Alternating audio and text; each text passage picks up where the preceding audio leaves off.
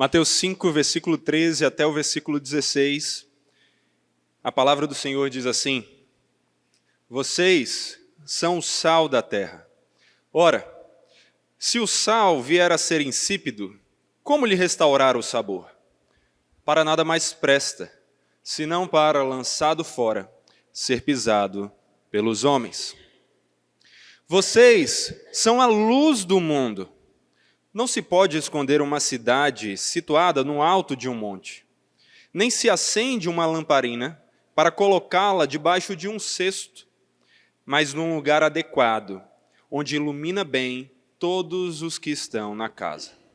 Assim, brilhe também a luz de vocês diante dos outros, para que vejam as boas obras que vocês fazem e glorifiquem o Pai de vocês que está nos céus. Você já imaginou uma situação onde, nesses momentos de ficar sem saber onde almoçar com sua família após um culto, ou onde jantar num sábado à noite, numa sexta à noite, eu não sei qual é o dia que você acaba saindo mais com a família para ter um momento assim. Mas imagine que numa dessas ocasiões, você e sua família decidam visitar um restaurante de que já ouviram muito falar, mas apenas de pessoas que nunca estiveram ali. Pessoas que já ouviram descrições a respeito desse restaurante, mas nunca foram até ele. E vamos pensar que você é uma daquelas pessoas curiosas. Não é muito meu caso, eu sou aquele cara mais metódico que acertou uma vez no restaurante, fica fiel a ele. Mas vamos pensar que você é aquele que gosta de variar, conhecer diferentes restaurantes. E então, curioso com um restaurante assim, de que tantos de seus amigos e conhecidos já falaram, mas ainda não conseguiram ir, você decide que vai ser o primeiro e que vai então ter a oportunidade de contar a eles a respeito. Por causa disso, você e sua família se dirigem até esse estabelecimento. Mas assim que vocês entram nele, vocês percebem que tem algo errado. O ambiente está muito escuro.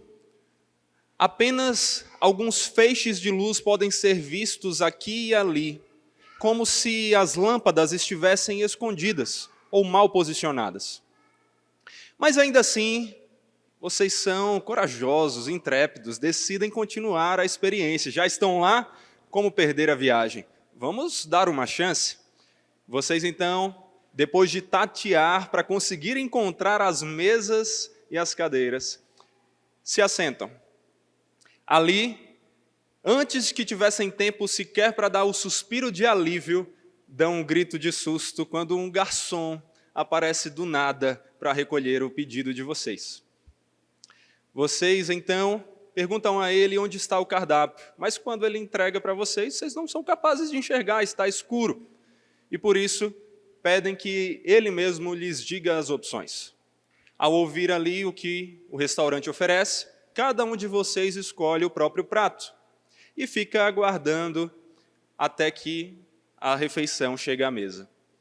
Mas, quando vão dar a primeira garfada e experimentar a comida, vocês percebem que ela está insossa, que ela não tem gosto, que parece que vocês estão colocando quase como se fosse terra na boca, algo sem sabor.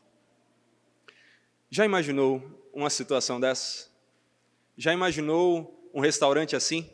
Seria um completo fracasso, na verdade?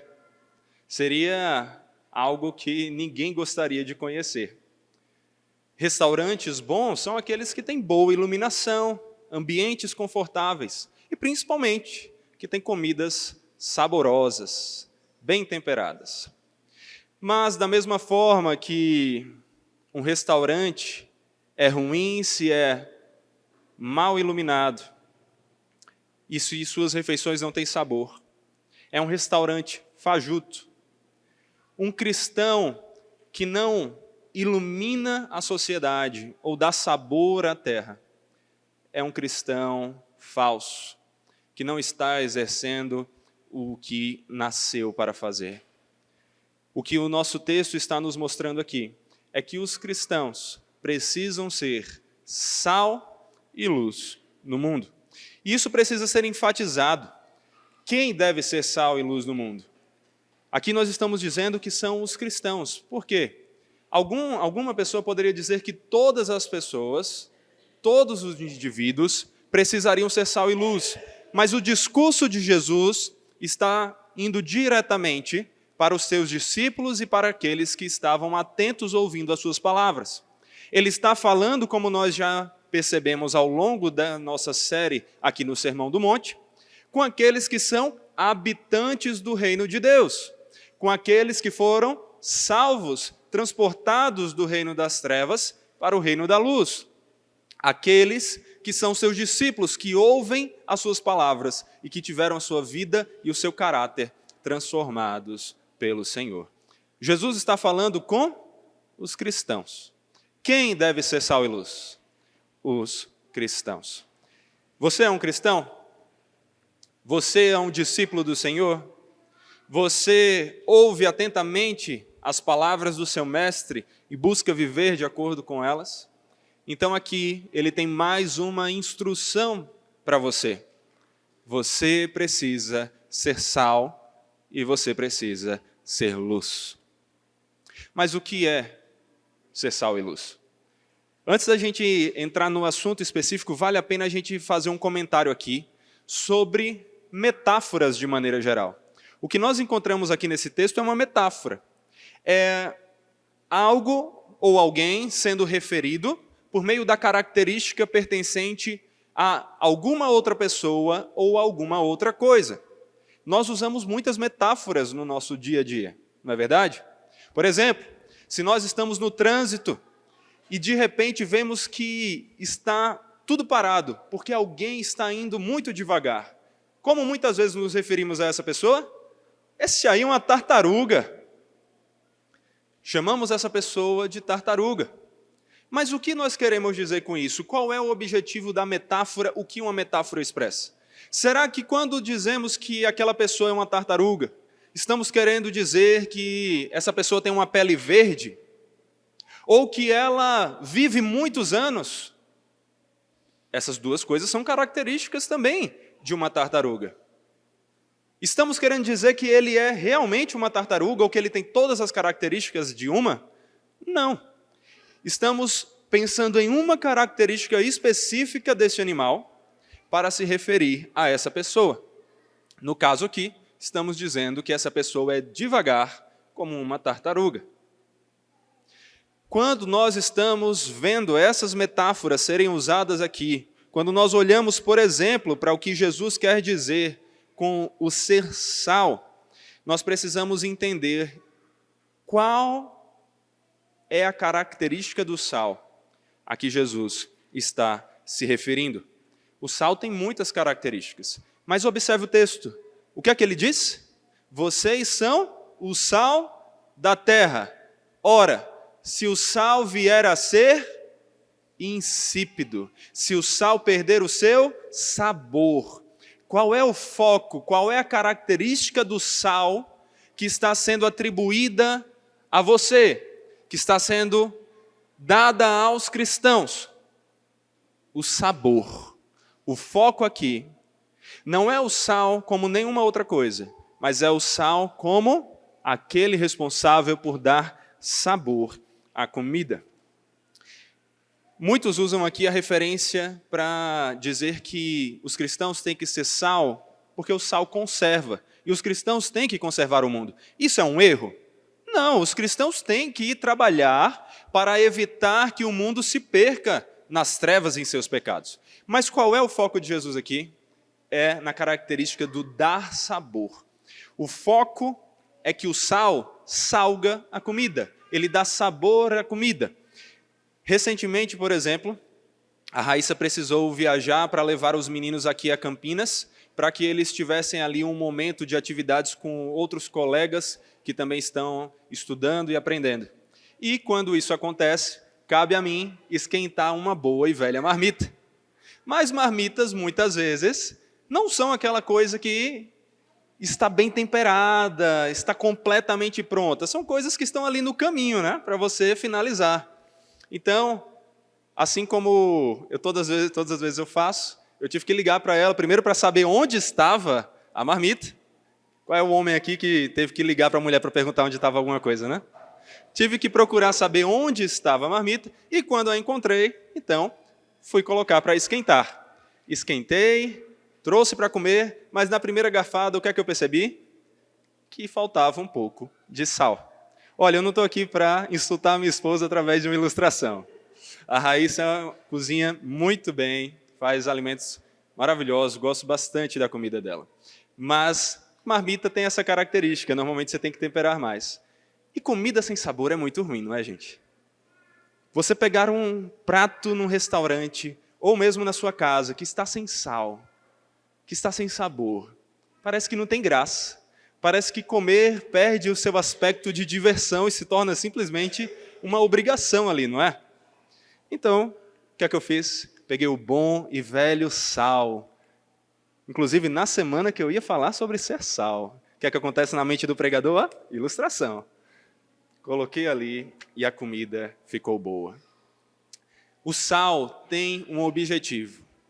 Ele tem que dar sabor à comida. E o cristão é chamado aqui para ser sal do mundo. O que é que o sal faz com a comida? O dar sabor, o que é que nós poderíamos dizer que é dar sabor a uma comida? É definir o sabor da comida, certo? O sal influencia o sabor da refeição. Quando nós percebemos o que Jesus está falando aqui, notamos que o foco é que assim como o sal influencia a refeição para que ela se torne boa, ou seja, ele influencia positivamente aquela refeição. O cristão é chamado para fazer diferença no mundo, influenciando o mundo positivamente, para que ele não seja sem graça, ruim, algo desprezável. É por isso que nós vemos aqui Jesus falando de sermos sal. Mas é interessante que o texto continua e vai falar que, ora, se o sal perder o seu sabor, ou em algumas versões se tornar insípido, para que é que ele presta? E nisso vem uma pergunta para a gente: sal perde sabor? Será que o sal tem como deixar de ser salgado? O sal não perde o sabor em si mesmo, mas se você derrubar o sal em meio à terra, se você pegar aquele sal ali para temperar sua comida, vai dar certo? Vai dar o sabor adequado para a sua refeição? Não, né? O sal foi contaminado, corrompido por outras substâncias, e por isso ele perdeu a sua característica de ser um bom instrumento para dar sabor à refeição. Ele não pode mais temperar. Aqui, alguns estudiosos, ao se referirem ao que Jesus diz, lembram que os depósitos de sal ao longo do Mar Morto não tinham apenas cloreto de sódio, mas também uma variedade de outros minerais, o que fazia com que esse sal pudesse se tornar inútil quando a chuva levava a sua salinidade ao passar dos anos. Mas mesmo que nós entendamos que é isso que Jesus tem em mente aqui, isso não anula que nós podemos ser mais gerais. O sal que está misturado com outras substâncias e está corrompido por elas, não serve para dar sabor à comida. Ele perde essa sua característica de dar sabor. Cristão, você é chamado para influenciar o mundo, definir o sabor do mundo, assim como o sal define o sabor da refeição. Assim como o sal deixa uma refeição melhor, você é chamado a agir positivamente no mundo, fazendo diferença nele. Mas Jesus não usa unicamente essa expressão. Ele continua, e agora nós vemos ele se referir a nós como luz. Mas o que é ser luz? De novo, nós não estamos falando aqui que nós somos realmente brilhantes, que nós somos capazes de emanar brilho, luz, claridade. Nós não estamos falando que nós somos literalmente luz, nós somos pessoas feitas de uma parte imaterial e uma parte material, à semelhança do nosso Senhor, nós somos criados para viver para a glória dele. Nós não somos literalmente luz, da mesma forma que não somos literalmente sal. E da mesma maneira que quando Jesus nos chama de sal, ele não está pensando em todas as características que o sal possui. Quando ele nos chama de luz, ele não está pensando em todas elas. Ele não está dizendo que nós somos rápidos como a luz, como a velocidade da luz. Eles nem tinham naquela época uma noção de qual era a velocidade da luz. E Jesus sempre fez questão de se comunicar muito bem com as pessoas à sua volta, numa linguagem que elas entendessem.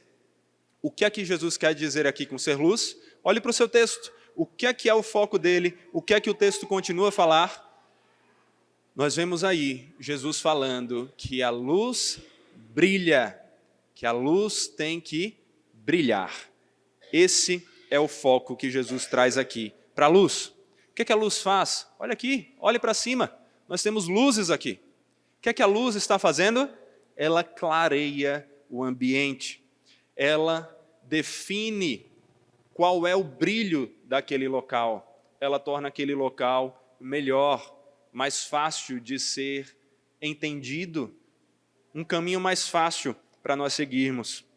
A luz, portanto, não deve ser escondida. Ela não é chamada para se esconder, ela é chamada para acender e ser vista. É por isso que Jesus se refere aqui primeiro à ideia da cidade. Ele fala da luz e logo depois ele fala, olha, não se pode esconder uma cidade que está sobre um monte. E aí a gente pensa, né, mas por que cidade? Está falando de luz? Porque imagine comigo um ambiente desértico, em que nós temos lá no alto de um monte, uma cidade. Está de noite, está escuro, mas naquela cidade nós vemos luzes acesas. Na época de Jesus, no caso, o que é que nós veríamos? Tochas acesas. Em meio às densas trevas, à escuridão da noite, uma cidade que está no alto do monte, cheia de luz, não se esconde, ela chama atenção, ela pode ser vista. É bem provável que Jesus tivesse em mente aqui Jerusalém. Jerusalém fica em uma região alta.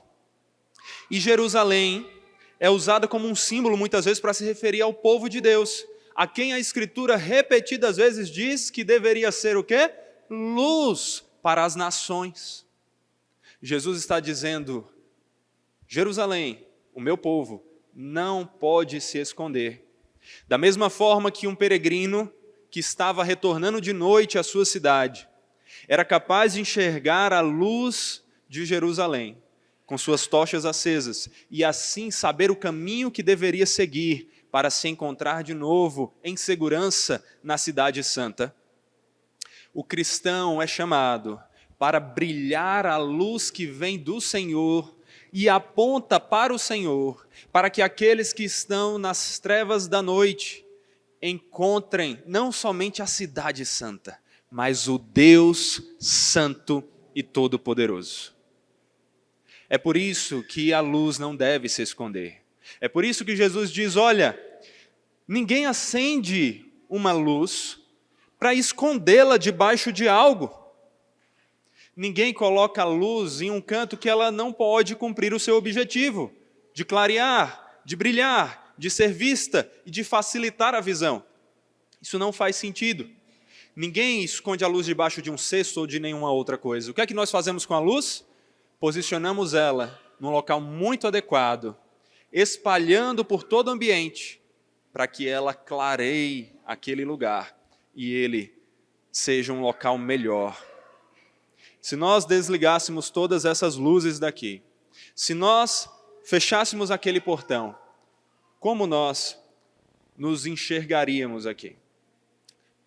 Como seríamos capazes de perceber o que está à nossa volta? As luzes são importantes e o seu objetivo não é ser escondido. As luzes foram criadas para brilhar e para tornar o ambiente mais fácil. O que é que a luz faz então? Assim como o foco do sal é salgar, é definir o sabor, E isso significa algo mais profundo, que é influenciar o sabor da comida. A luz é chamada para brilhar, para clarear. Mas isso tem algo mais profundo por trás. A luz é chamada para fazer diferença no ambiente, para influenciar o seu ambiente. A luz tem o propósito de influenciar a claridade do seu ambiente, por isso que ela não deve ser escondida. E como ela, nós também somos chamados a brilhar. Como a luz, nós cristãos somos chamados a assumir um papel central, um local adequado, onde nós consigamos naquele ambiente fazer diferença e iluminar todas as pessoas à nossa volta, fazer com que as pessoas que estavam em trevas enxerguem a luz. E o que é que nós precisamos fazer para isso? Como nós agimos como essa luz? O que nós vemos aqui é que o objetivo da luz é para que as pessoas vejam as nossas boas obras. E isso parece, inclusive, contraditório com algo que Jesus vai falar aqui na continuação do Sermão do Monte. De que, olha, quando você fizer algo bom com uma mão, não deixe que a outra perceba. O foco de Jesus é, olha, você não tem que fazer algo para aparecer. Mas aqui ele está dizendo basicamente isso, não é? Olha, que a sua luz brilhe para que as pessoas vejam as vossas boas obras. Ele está se contradizendo? De forma nenhuma. Não é um fim em si mesmo. O objetivo ali não é chamar atenção para nós mesmos. A luz ali não é para chamar atenção para as nossas próprias obras em si, mas que por meio das nossas boas obras, as pessoas percebam aquele que nos capacitou a praticá-las, o nosso Deus, aquele que é a fonte de toda a luz. É por isso, cristão, que você é chamado a ser luz. Você é chamado a influenciar o ambiente, fazer diferença ali, manifestando suas boas obras.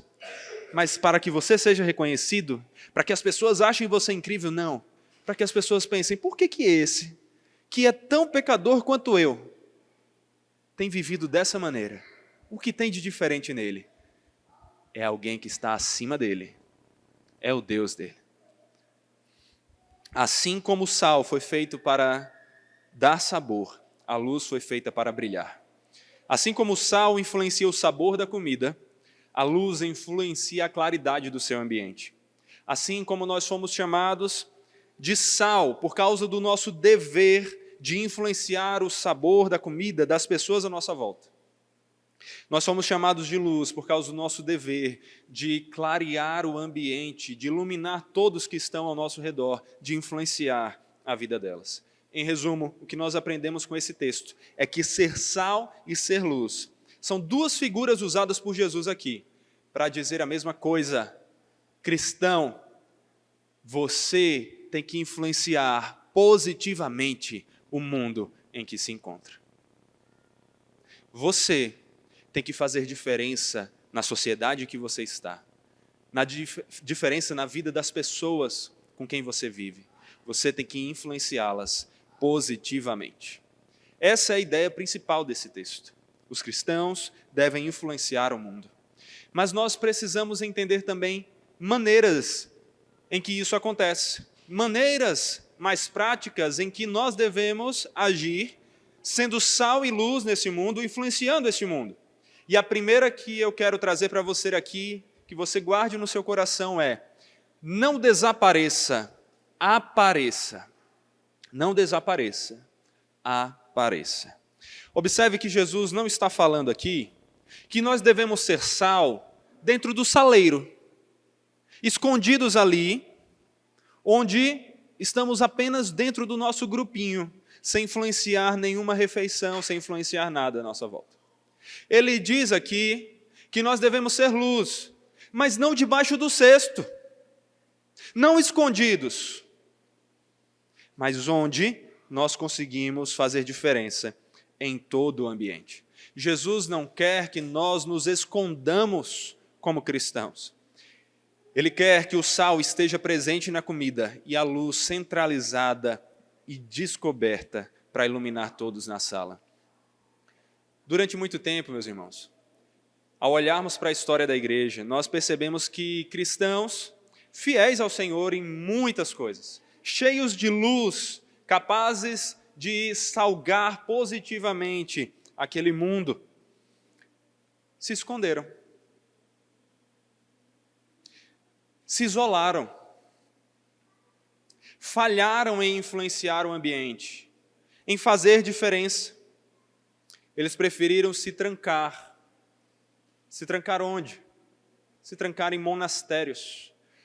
Se trancar em locais onde estariam cercados apenas, pensavam eles, de outros cristãos, para fugirem das tentações do mundo. Ao invés de cumprir o seu dever, de fazer diferença no mundo, se envolvendo no mundo, eles desapareceram quando deveriam aparecer e fazer diferença. O que é que isso fez? Isso privou o mundo de muito da luz cristã. Por mais que eu tenda, com toda certeza, a discordar do que os historiadores costumam chamar de época das trevas, a época em que os cristãos desenvolveram tanto do seu saber, nós precisamos perceber aqui que existe sim alguma similaridade em que essa expressão pode ser aplicada aos cristãos, porque muitos deles, ao invés de refletir a luz no mundo para que ele não vivesse em trevas, o que é que eles fizeram? Se esconderam e guardaram a sua luz para si. É claro que isso não foi algo absoluto, senão não estaríamos nem aqui, não teríamos visto nenhuma luz para nos alcançar. Mas o Senhor sempre usou os seus servos, e muitos deles foram fiéis, viveram no mundo, sem se contaminar com o mundo, sendo luz no mundo, fazendo diferença no mundo. Então isso precisa ser ressaltado. Muitos cristãos estavam ali, colaborando diretamente, e mesmo esses que se esconderam de uma forma ou de outra, através de seus escritos e do seu testemunho de vida, também foram luz na vida de pessoas, por meio da história, por meio do que nós aprendemos a respeito deles. Mas isso não pode nos deixar esquecer que sim, muitos cristãos se esconderam quando deveriam aparecer.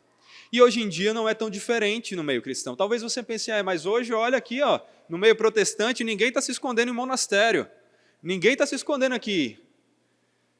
Mas, na verdade, aqui, por mais que nós não tenhamos um monastério para nos escondermos, muitos dos cristãos se isolam, se escondem do mundo, deixam de fazer diferença e deixam de contribuir. Vivem apenas no seu mundinho de igreja, apenas no seu mundinho de cercados pela sua família de cristãos, ao invés de tentar fazer diferença no mundo, aparecendo para que o mundo, através da nossa luz, veja as nossas boas obras e glorifique ao Pai que está nos céus. Um exemplo muito interessante disso é quando nós observamos as artes. As artes, filmes, músicas, pinturas, poemas, livros e várias outras coisas. Nós percebemos que elas são um grande instrumento para a propagação de um ensino, de uma mensagem. É tanto que, quando nós olhamos para a história, nós vemos que os marxistas abandonaram muito da sua ideia de dominar o mundo, de assumir o lugar daqueles que eles chamavam de opressores, por meio da força, e decidiram seguir uma abordagem mais sutil através da cultura, através das artes, é o que nós chamamos de marxismo cultural. As artes têm poder para influenciar a nossa sociedade. Mas se você observar a atuação cristã no mundo das artes, você vai perceber que quase que majoritariamente as produções cristãs são exclusivas para o quê? Para a igreja. São focadas somente no quê? Na igreja. Ao invés de usarem seus talentos, suas boas obras para a glória de Deus, através do alcançar outras pessoas também, eles pensaram que só glorificavam a Deus se focassem no seu mundinho. Entenda, nós precisamos lembrar aqui, cristãos têm que viver no seu mundo sendo luz aos seus irmãos. Não pode deixar isso, Por quê? Nós não somos chamados só a evangelizar, nós somos chamados a fazer discípulos. E fazer discípulos implica estarmos aqui, juntos, nos ajudando a crescer, nos ajudando a ser mais sal, mais luz, para então fazermos diferença lá fora. Mas nós não podemos nos esconder aqui. E a produção de arte cristã muitas vezes fez isso. Ao invés de ter feito música boa, de maneira geral, se focou em fazer bons louvores. Ao invés de ter produzido bons filmes, nós produzimos novelas bíblicas. Ao invés de buscarmos, por meio dos nossos trabalhos e dons, alcançarmos as pessoas que não são do nosso cotidiano por meio da cultura, nós nos focamos em fazer apenas para o nosso povo. E nisso, por mais que nós não estejamos no monastério, nós nos escondemos. Nós nos escondemos. Mas graças a Deus, ainda dá tempo de mudarmos isso. Como eu falei, ao longo da história, Deus sempre usou seus servos. Não estou dizendo aqui que nenhum cristão fez diferença na sociedade, isso é mentira. Vivemos numa sociedade impregnada pela graça do Senhor de muitos conceitos cristãos a respeito da ética, a visão de mundo e outras coisas. Mas nós poderíamos fazer mais diferença e ainda dá tempo de mudarmos isso. É nosso dever como cristãos, ao invés de nos escondermos, assumirmos um lugar central na nossa sociedade e lançarmos luz sobre todos à nossa volta. Sim, o mundo jaz no maligno, é verdade. O que é que a Bíblia diz? Sabemos que somos de Deus e que o mundo inteiro jaz no maligno. Por isso que nós não devemos amar o mundo. João também diz, não amem o mundo, nem as coisas que há no mundo. Se alguém amar o mundo, o amor do Pai não está nele.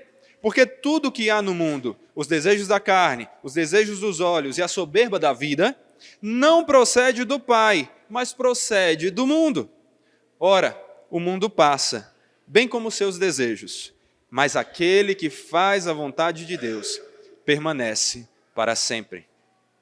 Só que Jesus, ao falar isso, não estava querendo dizer que nós deveríamos tentar fugir do mundo e nos isolarmos.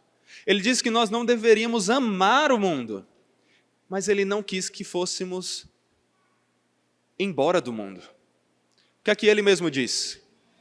Eu lhes tenho dado toda a tua palavra, e o mundo os odiou. Isso aqui é Jesus orando ao Senhor e descrevendo, falando aqui dos cristãos.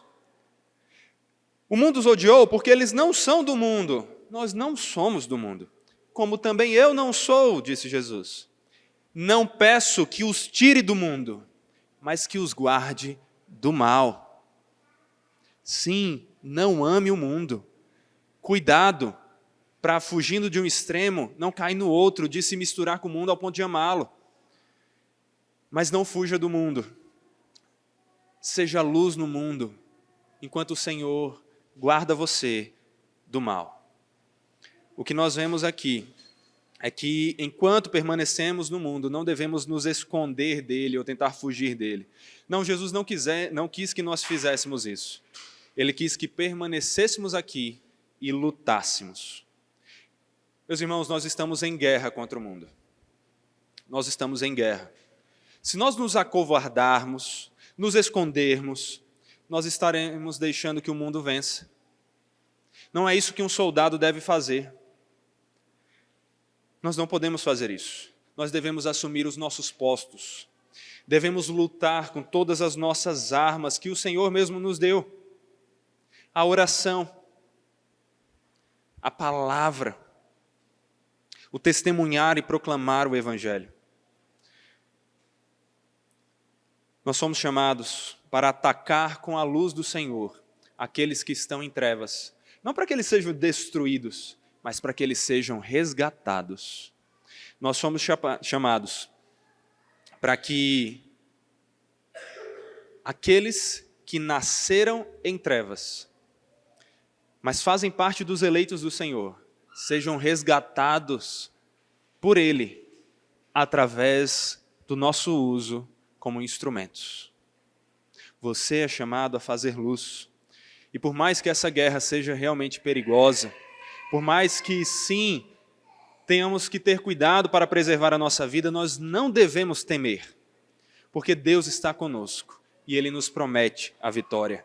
É o que João diz, porque todo o que é nascido de Deus vence o mundo. E esta é a vitória que vence o mundo, a nossa fé. Quem é o que vence o mundo, senão aquele que crê que Jesus é o Filho de Deus? Se você é filho de Deus e anuncia que Jesus é Filho de Deus, você tem a vitória no Senhor, que te guarda e te preserva. E como é que nós fazemos isso?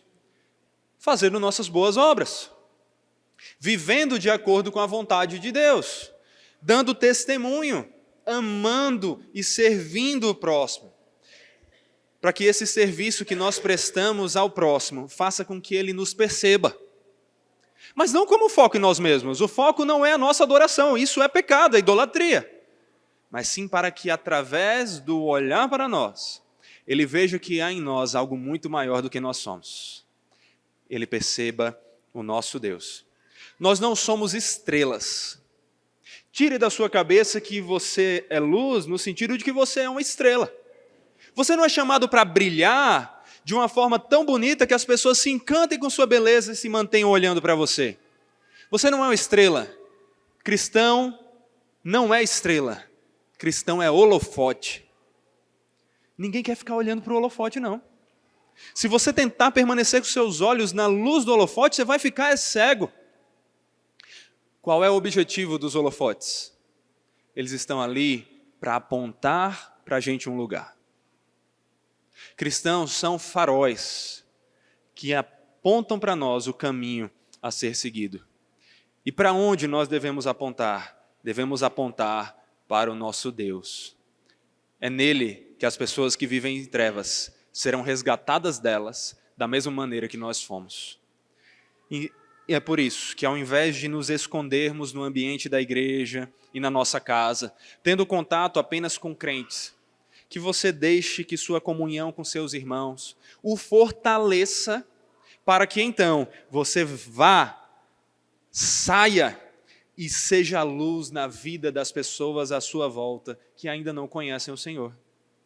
Por isso, tem amigos não cristãos também. Não deixe de participar de encontros de família só porque as pessoas ali não são cristãs. Mas ali naqueles ambientes, faça a diferença. Seja sal, seja luz. Que você deixe que as pessoas vejam por meio do seu testemunho. E não só do seu testemunho, mas da sua pregação também. Que todos nós somos criados para viver para a glória de Deus. Que eles aprendam pelo seu exemplo como devem viver. E conheçam aquele que mudou o seu viver. Que eles conheçam o Senhor Todo-Poderoso e Amoroso, que é o seu Deus. Mas não somente faça isso falando diretamente do Evangelho. Sim, você tem que pregar. Não venha com aquela história de pregue, se possível fale, como se dissesse que nós só precisamos testemunhar, não precisamos falar do conteúdo do Evangelho para ninguém. Nós temos que falar sim. Temos que conhecer a Bíblia, conhecer as palavras do Senhor e anunciá-las sem vergonha de ofendermos as pessoas ou de sermos excluídos daquele círculo onde elas estão. Mas nós também não fazemos o papel de sal e luz apenas pregando. Nós fazemos isso através das nossas boas obras, através do nosso serviço, através do nosso amor, do nosso cuidado com o próximo. Quando nós amamos assim, mostramos para as pessoas como nós somos amados por aquele Deus que é amor e como nele elas podem encontrar o amor verdadeiro que elas tanto buscam. É assim que você deve agir. Influencie o mundo e para isso, não desapareça, apareça. Mas em segundo lugar, para influenciar o mundo, não seja contaminado. Contamine. Não seja contaminado. Contamine. Se por um lado você não deve se esconder, tome cuidado para não se contaminar com as pessoas à sua volta. Assim como o sal não deve perder o seu sabor, se deixando corromper ao se misturar com impurezas, mas ele tem que dar sabor à comida.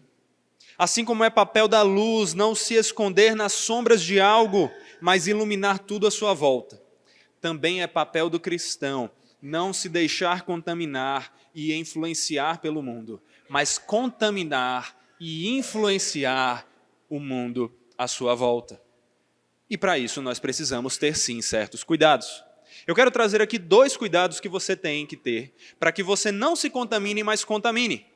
O primeiro desses cuidados é que, acima de tudo, você seja vacinado. Vacinado no Senhor. Vacinado por estar cheio daquele que é tão santo que nenhum pecado consegue se misturar a ele. Que você, então, em primeiro lugar, para não se deixar contaminar, se aproxime do Senhor cada vez mais, daquele Deus que é santo, daquele Deus que é puro, para que então você seja fortalecido por Ele para andar de acordo com a vontade dEle. Como é que você faz isso? Através das práticas devocionais que Ele mesmo nos passou. Leia a Bíblia, ouça o Senhor ali para que você seja fortalecido tomando a sua dose de vacina diária. Ore para que você seja tratado pelo médico dos médicos. Tenha comunhão com seus irmãos, para que você tenha toda uma equipe ali ao seu redor, cuidando de você, ao invés de tentar cuidar sozinho. E é por isso que o segundo cuidado que eu quero que você tenha é essa comunhão com os irmãos. Não é só buscar ter o seu momento a sós com o Senhor, mas é ter momento de comunhão com os irmãos. A sua vacina não estará completa se você tomar apenas essa dose. Ela precisa pelo menos das 2 doses. Ela precisa da dose de comunhão com o Senhor e da dose de comunhão com o próximo. Você é chamado para viver em sociedade e você é chamado para ter comunhão com aqueles que também são sal e com aqueles que também são luz. Deixa eu perguntar uma coisa para você. 1 grão de sal faz alguma diferença na comida? Não, né? Se fechássemos aquele portão ali, apagássemos todas as luzes e acendêssemos apenas uma pequena vela naquele local, seria suficiente para iluminar toda esta igreja? Uma única luz é capaz de iluminar toda a sua casa? Não. Porque o sal e a luz não conseguem fazer diferença quando estão isolados. Eles fazem diferença na comunhão, na pluralidade, na multiplicidade, quando eles são muitos. É por isso que nós temos tantas luzes aqui. Precisamos de mais de uma para iluminar. É por isso que não adianta 1 grão de sal. Seria bom até, né? O sal para a nossa saúde aqui, trazendo a ideia do alimento hoje em dia, precisa ser controlado. E aqui vale até ressaltar que é por isso que a gente não vê uma metáfora em todos os seus significados. Senão alguém poderia dizer, olha, sal é bom, mas só na quantidade exata. Cristão é bom, mas só na quantidade exata. Não é isso que ele está dizendo. Mas o que eu quero trazer aqui a importância é o plural.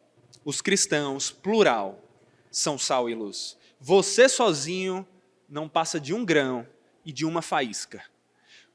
Você tentar fazer diferença numa refeição, numa comida, sendo apenas um único grão que cai ali, é se perder em meio a ela. Você tentar iluminar um local que está nas mais densas trevas, na mais densa escuridão, vai apenas se apagar em meio àquele lugar. Como é que o cristão faz diferença? Quando ele vive em comunhão, quando ele está aqui, na multiplicidade, na irmandade, conectando-se um com o outro.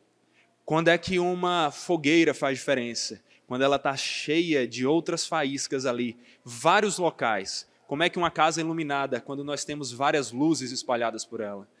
Quando é que uma comida está bem temperada? Quando ela tem mais do que 1 grão de sal. Como é que o cristão faz diferença no mundo? Quando ele age como a igreja do Senhor. Se você sozinho tentar fazer diferença no mundo, sabe o que vai acontecer? Daqui a pouco você vai abandonar essa igreja. Você vai ser corrompido. Você vai se perder nas trevas. Mas se você tem comunhão com seus irmãos, se fortalece na comunhão com eles, enquanto todos vocês estão em comunhão com o Senhor, então você consegue fazer diferença, mas não sozinho. indo com seus irmãos. É por isso que a igreja é tão fundamental. É por isso que Hebreus diz, guardemos firmes, olha, plural, está falando para o grupo de cristãos, guardemos firme a confissão da esperança, sem vacilar, pois quem fez a promessa é fiel, Deus é fiel. Cuidemos também de nos animar uns aos outros. Não é para você se animar sozinho, você vai viver em depressão. Mas é para que nos animemos uns aos outros, no amor e na prática de boas obras. Por isso, não deixemos de nos congregar, de nos reunirmos na igreja local, como é costume de alguns. Pelo contrário, façamos admoestações ainda mais agora que vocês veem que o dia se aproxima. Hoje, mais do que nunca, precisamos uns dos outros para permanecermos juntos e firmes, fazendo diferença no mundo, ao invés de não nos perdermos no mundo. Se você for ao mundo despreparado, não tem máscara que consiga lhe salvar. Não tem vacina que consiga lhe proteger. Mas, se você for um verdadeiro cristão, que está continuamente se alimentando da palavra do Senhor, orando a Ele, em comunhão com Ele, louvando o Senhor, grato pela vida que Ele lhe dá, em comunhão com seus irmãos, para que vocês aprendam e cresçam juntos, se ajudando, então você fará a diferença. Você contaminará o mundo ao invés de ser contaminado. Aqui nós lembramos do tempo de Jesus. Nos tempos dele, e nós vemos isso narrado nas Escrituras, as pessoas morriam de medo de ter contato com leprosos. A lepra não tinha nenhuma cura naquela época, nenhuma maneira de ser, no mínimo, contida. Então as pessoas morriam de medo de ter contato com os leprosos porque podiam pegar a doença. Mas sabe o que é lindo de perceber? É que o nosso Senhor é tão santo, tão puro, que quando Ele tocava nos leprosos, ao invés dele ser contaminado com a doença deles, eram eles que eram contaminados com a cura que Ele trazia. Sim, é bem verdade que o Senhor não deu a nós esse poder, a todos os seus servos, de curarmos as pessoas dessa maneira. É provável que se você se aproximar de alguém com lepra, você possa ser infectado. Mais provável do que você traga cura a ele por meio do contato com você mesmo. Mas uma coisa Jesus fez. Jesus te encheu do Santo Espírito. O Espírito que é santo, que é o que te santifica. E que quando você chega com esse Santo Espírito na vida de outras pessoas, você não pode ser contaminado, porque o Santo Espírito guarda você. Mas você pode fazer diferença e contaminá-los, fazendo com que eles sejam alcançados por essa mesma cura, pela pureza do Santo Espírito de Deus. Então é por isso, meus irmãos, que nós temos que sim tomar cuidado para não nos deixarmos contaminar. Mas não nos escondamos do contato com os incrédulos por causa disso. Que nós tenhamos contato com eles, mas bem vacinados e protegidos, com comunhão com Deus e comunhão com o próximo, e assim sejamos vida na luz desses incrédulos, vida na luz dessas pessoas que não conhecem o Senhor. É assim que nós somos chamados a ser. E como é que isso acontece na prática?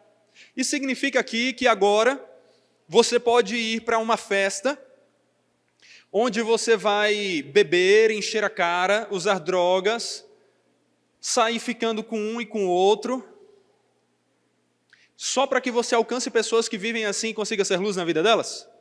É isso? Não. Significa que você deve começar a falar palavrão, ou ficar falando de safadezas com pessoas do seu círculo de amizade, ou trabalho, ou da sua família, só para entrar naquele grupinho e conseguir ser luz na vida deles? Claro que não. Será que você vai entrar num relacionamento para conseguir fazer diferença na vida das pessoas que estão vivendo em trevas? Também não. E aqui eu quero enfatizar isso. Não existe namoro evangelístico. Não existe casamento evangelístico. Isso é algo que parece brincadeira, mas tem muita gente que acredita nisso lá fora e aqui. E que nós, muitas vezes, somos tentados a acreditar nesse tipo de coisa. Mas não tem. Sabe por quê? A Bíblia diz que quando um cristão se relaciona com um não cristão, ele está unindo aquilo que está unido a Deus com aquele que está unido ao diabo. De certa maneira, ele está quase que contribuindo para que Deus seja unido ao diabo. Não pode, não dá. É o que a Bíblia chama de jugo desigual. Deus não se agrada de relacionamentos entre cristãos e não cristãos nesse sentido. Relacionamentos de namoro, de casamento. Não tem. Isso desagrada ao Senhor. Fazer qualquer uma dessas coisas que eu falei aqui, meus irmãos, é como tentar cometer uma série de pecados para ajudar pessoas que estão cometendo pecados a parar de cometer pecados. É como tentar fazer com que pessoas parem de desagradar a Deus, enquanto nós desagradamos a Ele para alcançar essas pessoas. Isso não faz sentido, isso não é certo, isso é pecado. Não é isso que Jesus quer dizer aqui com ser sal e luz. Isso seria nos deixarmos contaminar ao invés de contaminarmos. Quer ver um exemplo mais forte disso? É um exemplo basicamente ad absurdo, aquele exagero. Mas não duvide, na mente de algum cristão ou alguém que se dizia cristão, já deve ter passado alguma coisa assim. Ser sal e luz não significa, por exemplo, que um homem vai contratar uma garota de programa para se deitar com ela e então testemunhar na vida dela, pregar o evangelho para ela. Claro que não. Poderia até significar que um homem, junto com outras mulheres e outros homens da igreja, unidos ali, fortalecidos, fossem fazer um evangelismo em meio a garotas de programa e então perguntasse quanto é a hora e dissesse, pois aqui está, eu pago a sua hora, mas para você me ouvir. Nós não somos chamados a nos contaminar, mas para fazermos diferença no mundo. Não nos escondermos, mas nos guardando no Senhor e com a ajuda de outros irmãos, nos pastoreando, fazermos diferença na vida das pessoas à nossa volta. No nosso trabalho, na nossa família, nos nossos amigos, na sociedade em que nos encontramos. E por fim, para que você influencie positivamente o mundo, que você lembre desse terceiro ponto. Não seja guiado. Não seja guiado. Guie a sociedade. Não basta você comparecer no campo de guerra. Você tem que guiar para onde aquela guerra, para onde aquela batalha está indo. Quando o rádio surgiu, por exemplo, quando a TV surgiu, quando a internet surgiu, qual foi a reação de muitos cristãos diante disso? Ao invés de pensar, nossa, um instrumento a mais para sermos luz no mundo, o que é que a maioria deles fez? E até hoje muita gente faz? Vamos nos esconder, vamos nos proteger. Deixa isso aí é do demônio. Vamos fugir aqui. Eles mais proibiram do que tentaram dar um bom uso àquilo. Como consequência, quando nós olhamos hoje para todas essas mídias, o que é que nós vemos? Uma predominância de conteúdos que não tem nada a ver com a visão bíblica de mundo, de como nós devemos viver. Ao invés de assumirem a liderança e de tentarem guiar a sua sociedade, muitos cristãos fizeram o quê? Se esconderam e deixaram que o mundo pecaminoso definisse qual era a utilidade de vários instrumentos que poderiam ter sido usados para que eles fossem sal e luz no mundo. Isso aqui é apenas um exemplo que eu citei, mas nós poderíamos dar muitos outros. Os cristãos, repetidamente, se encontram na retaguarda das coisas. Ao invés de tomarem a liderança, o que é que eles fazem? Se escondem. Ao invés de assumirem suas responsabilidades e executarem os seus papéis, o que é que eles fazem? Se omitem. Nós não podemos deixar que os inimigos assumam a liderança, que eles dominem mais territórios e guiem o mundo. Não só esteja presente na sociedade, não apenas se junte às pessoas no caminho que elas já estão indo. Se junte a elas enquanto aponta para elas o caminho correto, o alvo correto para onde elas devem ir. Nós somos o povo da luz, somos chamados de luz. O nosso Senhor é a luz do mundo. A palavra que Ele nos deu é luz para os nossos caminhos. Nosso papel, então, é nos fortalecendo no Senhor, iluminarmos o mundo e guiarmos as pessoas no caminho correto. No seu dia a dia, sua vida, você pode fazer diferença e mostrar para o mundo qual é o papel a ser seguido, ao invés de deixar que ele defina isso para você. E você pode fazer isso mostrando como que nós devemos viver. Por exemplo, guie as pessoas à sua volta para que elas saibam como ser um estudante melhor. Como? Sendo um excelente estudante, sendo alguém dedicado, alguém que aprende o que está ouvindo ali, um bom colega ali que consegue ajudar as pessoas que estão em dificuldade, que consegue realmente usar aquele material que está aprendendo para o bem da sociedade, não só para ficar mais rico. O que nos leva também ao segundo modo que você pode guiar a sociedade. Guia a sociedade mostrando para ela como ser um bom trabalhador, sendo uma referência no seu campo de trabalho, fazendo diferença nele, trabalhando com dedicação e com zelo, não só estando ali de corpo mole, mas buscando se capacitar e usar melhor os dons que Deus deu a você para que o seu trabalho seja muito bem feito, para que seu chefe e seus companheiros olhem para o seu bom trabalho, mas não como um fim em si mesmo, simplesmente para que você seja promovido, mas para que eles entendam que você faz isso não pensando em sustento, não pensando em bens materiais, não pensando em promoção, mas pensando em servir melhor as pessoas para a glória de Deus. Que você guie a sociedade sendo um amigo melhor, sendo alguém que ama as pessoas, que cuida delas, que se importa com elas, que está ali quando elas estão chorando e sofrendo, não só em meio às alegrias, a um momento de diversão, mas cuidando das pessoas, estando juntos, servindo, fazendo diferença. Que você guie as pessoas da nossa sociedade que estão mais perdidas do que nunca, mostrando a elas como ser uma família de verdade, criando assim uma família unida, em amor, onde o homem lidera pelo serviço e pelo exemplo amoroso e sacrificial, onde a mulher auxilia numa submissão conquistada por confiar que seu esposo quer o seu melhor e precisa da sua ajuda, com filhos muito bem educados que obedecem a seus pais.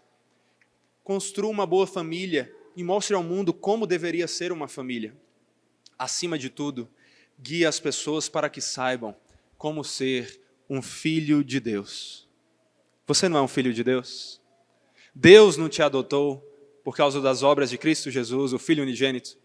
Então mostre para o mundo o que é ser um filho de Deus e como não tem nada melhor do que isso. Mostre para o mundo como que nós somos criados para viver. Como que nossa vida será plena e encontraremos satisfação. Guie o mundo através do seu exemplo e ensinando qual é o caminho correto a ser seguido. O sal não serve para si mesmo, ele não pode se salgar. Ele não existe para si mesmo, nem deve ser comido puro. Ele existe para guiar o sabor do prato quando misturado com o restante do alimento. Semelhantemente, a luz não é um foco em si mesmo. Ela não foi feita para ficarmos olhando diretamente para ela, isso faz mal. Ela existe para nos direcionar, para apontar o caminho. Nosso papel como sal e luz é o de apontar para Deus. Que você seja alguém que aponte para o Senhor, através das suas boas obras, do serviço, do amor, do cuidado, através das suas palavras. E lembre-se, a maior boa obra que você pode fazer por alguém é fazer com que essas pessoas parem de olhar para baixo, para as trevas, olhem para cima, para a luz de Deus e nele encontrem verdadeira alegria, paz e satisfação. É por isso que você tem que apontar para Deus, apontar para Cristo, o que nos faz lembrar que nós temos que seguir o exemplo de Cristo. Tudo que Jesus nos ensina aqui, Ele mesmo mostra por meio da vida dele como fazer de maneira perfeita. Jesus é a verdadeira luz do mundo, sal do mundo. Ele fez diferença na sociedade, ele temperou a sua época, ele mostrou o caminho, Ele é a luz do mundo, Ele é a luz que ponta o caminho, Ele é o próprio caminho, a verdade e a vida. Como João disse a respeito dele, a vida estava nele, e a vida era a luz dos homens. A luz resplandece nas trevas, e as trevas não prevaleceram contra ela. Mateus também nos mostra que é por causa dele, por causa de Jesus, que o povo que vivia em trevas viu grande luz. E aos que viviam na região e à sombra da morte, resplandeceu-lhes a luz. Jesus não se escondeu do mundo de sua época. Ele não estava ali pregando só para os religiosos, só nas sinagogas, escondido. Ele saía por aí. Ele andava por onde pecadores andavam, mas não se contaminando, não repetindo as ações pecaminosas deles, jamais. Mas ele os alcançava, e ali, através da sua vida e da sua pregação, ele era sal e luz na vida deles. Mas além disso, o próprio Jesus afirmou: eu sou a luz do mundo. Quem me segue não andará nas trevas, pelo contrário, terá a luz da vida.